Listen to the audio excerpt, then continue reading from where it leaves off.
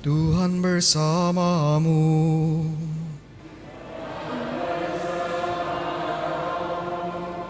Inilah Injil suci menurut Yohanes.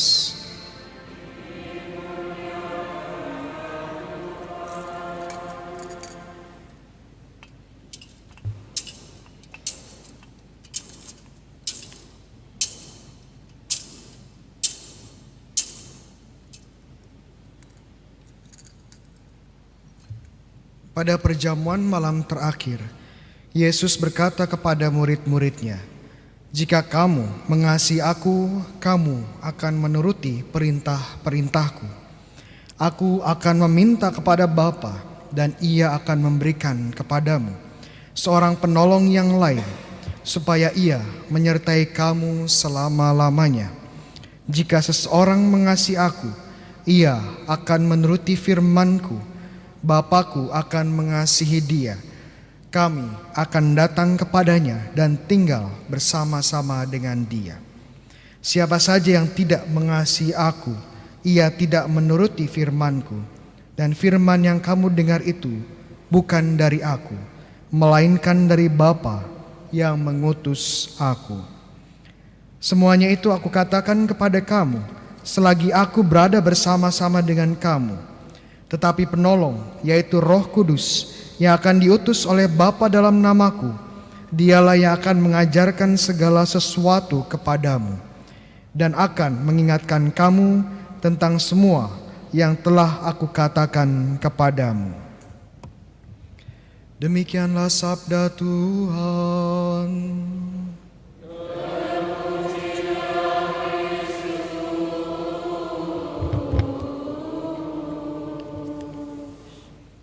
Saudara-saudara yang terkasih, hari ini kita bersama-sama merayakan Hari Raya Pentakosta, ya, Hari Raya Pentakosta. Dan menurut tradisi gereja, ini adalah hari lahir dari gereja. Ya, jadi selamat ulang tahun buat kita semua. Ini hari jadinya Gereja Katolik. Pertanyaannya yang mendasar tentunya, kok bisa Hari Raya Pentakosta itu menjadi hari raya kelahiran atau hari raya ulang tahun dari Gereja Katolik? Ya, tapi sebelum menjawab pertanyaan itu mungkin ada sedikit katekese kecil tentang Hari Raya Pentakosta, ya. Ada yang tahu Pentakosta itu artinya apa sih? Kata Pentakosta ada yang tahu? Artinya? Artinya 50. Iya, artinya 50 atau yang ke-50. Jadi Hari Raya Pentakosta itu 50, ya, hari yang ke-50 setelah hari raya apa? Hari Raya Paskah, betul ya. Jadi kalau dihitung dari Hari Raya Paskah, 50 hari kemudian adalah Hari Raya Pentakosta. Ini merupakan puncak dari masa Paskah, ya, dan juga menjadi akhir dari masa Paskah. Jadi besok kita sudah memasuki masa biasa. Dan warnanya akan berubah, temanya akan berubah, liturgi kita, ya. Masa Paskah yang dominannya warna putih, kemudian memasuki masa biasa yang dominannya warna apa?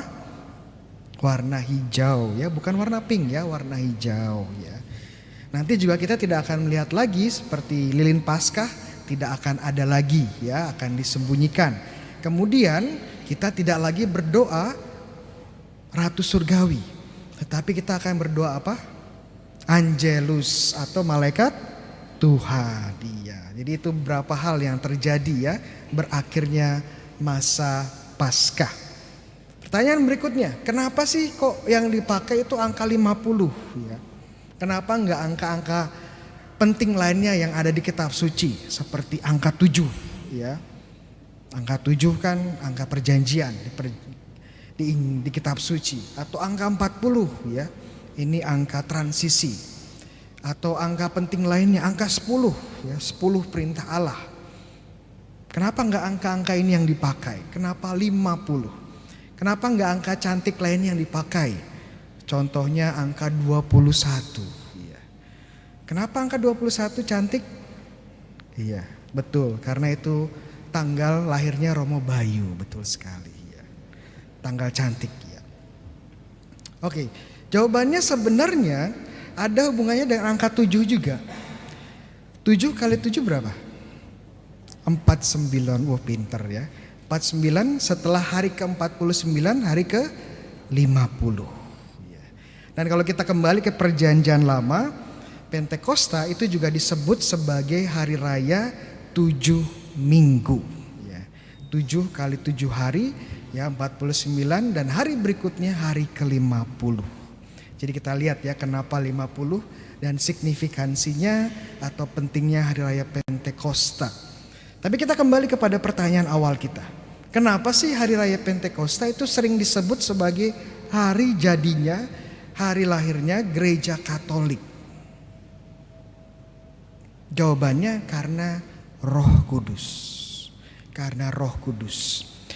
Saat hari raya Pentakosta apa yang terjadi? Kita lihat tadi di bacaan pertama, Roh Kudus memenuhi hati dan pikiran para rasul, para murid dengan kehadiran ilahinya dan dengan karunia-karunianya.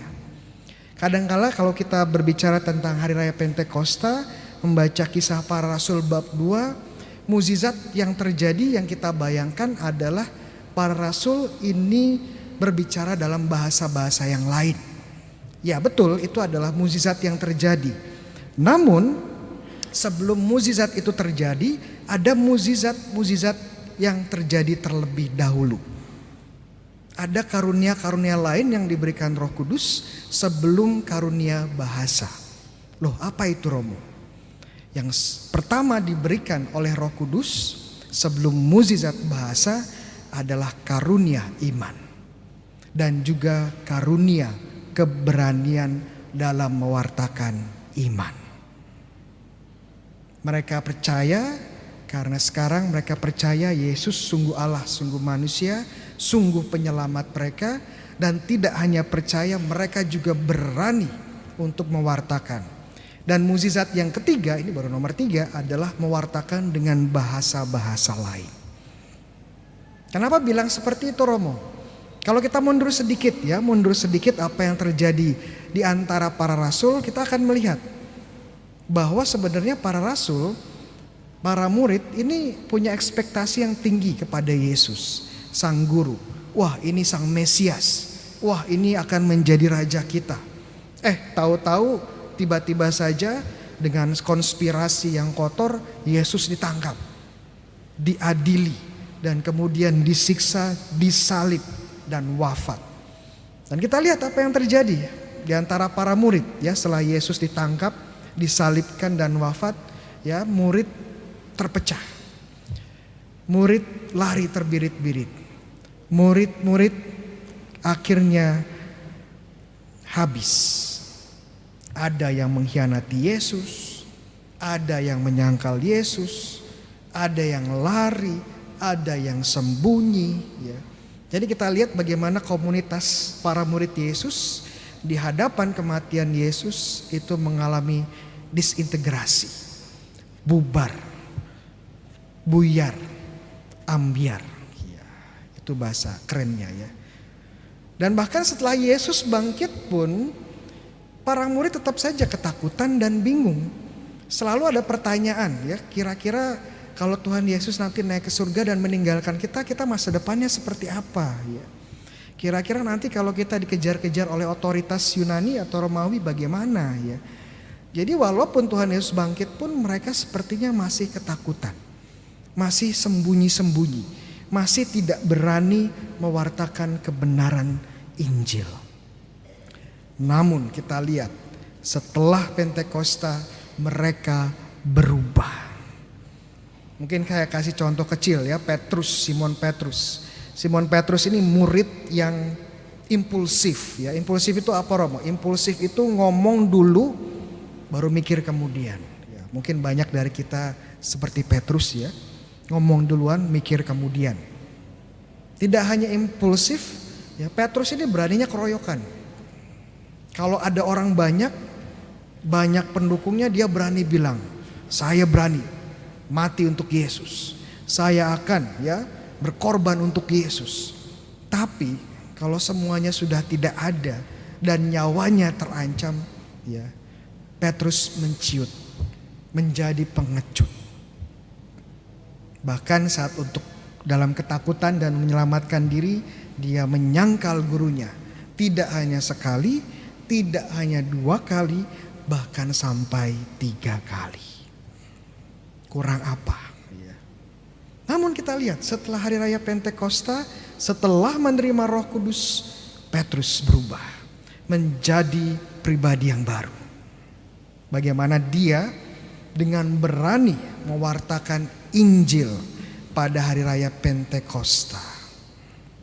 Dan luar biasa ya, kalau kita baca Kisah Para Rasul bab 2, kita akan melihat pewartaannya Petrus yang sangat berani dan hasilnya luar biasa. Tidak hanya 1 atau 2 orang saja percaya kepada Injil, tetapi 3.000 orang. Kalau kita lihat yang hadir sekarang ini mungkin tidak nyampe 1.000 ya. Tidak nyampe 1.000. Dan saya berkhotbah pun ya setengahnya mungkin tidak fokus sama saya. Tidak banyak yang terjadi. Tapi Petrus karena kuasa Roh Kudus, 3.000 orang percaya kepada Kristus. Luar biasa sekali ya. Dan tidak hanya Petrus yang mengalami kuasa Roh Kudus, berani mewartakan Injil, tapi para rasul yang lain. Ya, kembali kepada Petrus ya. Petrus tidak hanya berhenti di Yerusalem, dia terus mewartakan, menjadi misionaris, dan akhirnya sampai kota apa? Kota Roma ya. Dan di situ dia mempersembahkan hidupnya untuk Yesus. Ada yang tahu Petrus wafatnya seperti apa? Dengan cara apa? Disalib ya. Salibnya bagaimana? Terbalik. Wah, pinter-pinter ya umat Redemptor Mundi ya. Pantesan pisangnya habis ya. Lalu Andreas adiknya Petrus ya. Dia pergi ke Yunani. Di sana dia mewartakan Injil dan akhirnya dia menemui ajalnya di sana sebagai martir Kristus. Bagaimana dia mati? Dengan disalib juga. Salibnya seperti apa? Seperti huruf X. Ya. Jadi itu kalau teman-teman lihat ada salib yang bentuknya palang X, itu salibnya Santo Andreas. Ya. Tidak hanya Petrus, Andreas, semua rasul. Bahkan ada yang pergi ke India menurut tradisi. Wah, jauh banget ya. Rasul siapa? Yang ke India? Namanya Rasul Bayu, bukan ya. Namanya Rasul Thomas ya. Thomas sampai ke India. Dan kita lihat ya bagaimana perkembangan gereja yang luar biasa karena para rasul ini menerima Roh Kudus. Karena para rasul menerima Roh Kudus, mereka berani mewartakan. Karena pewartaan terjadi pertumbuhan para murid.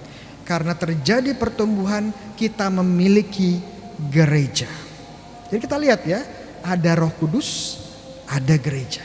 Ada hari raya Pentakosta, ada kelahiran gereja. Kabar gembiranya Roh Kudus tidak hanya bekerja saat hari raya Pentakosta. Roh Kudus juga bekerja sekarang di dalam hidup kita dan terus membangun gereja. Dalam sakramen, Roh Kudus hadir dalam sakramen baptis, mengubah kita menjadi anak-anak Allah. Dalam sakramen Krisma, Roh Kudus hadir menguatkan kita menjadi anak-anak Allah yang dewasa. Dalam sakramen Ekaristi, tanpa Roh Kudus tidak akan ada tubuh dan darah Kristus yang menguatkan iman kita. Itu baru sakramen. Belum lagi di dalam hidup kita sehari-hari.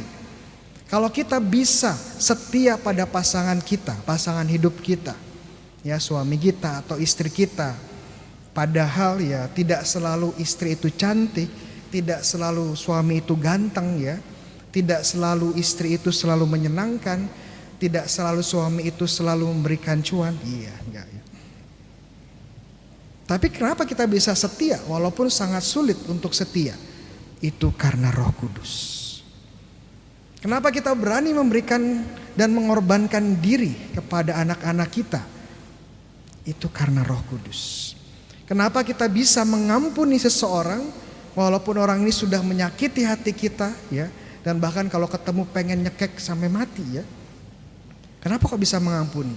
Itu karena Roh Kudus. Kenapa teman-teman sekarang bisa ada di gereja ini? Bisa mendengarkan Romo Bayu khotbah 15 menit tanpa tertidur. Itu karena Roh Kudus. Ya, walaupun saya lihat ini ada yang merem-merem melek gitu ya. Tapi saya percaya itu bukan tertidur ya. Itu sedang menikmati Roh Kudus yang hadir. Kenapa bisa setia dalam pelayanan? Walaupun susah, walaupun banyak dramanya ya. Jawabannya satu, karena Roh Kudus yang menguatkan. Kenapa kita bisa mengasihi sampai akhir? Jawabannya karena Roh Kudus. Kita bersyukur karena karunia Roh Kudus, dan kita juga bersyukur atas gereja yang dilahirkan. Selamat ulang tahun untuk kita semua. Amin.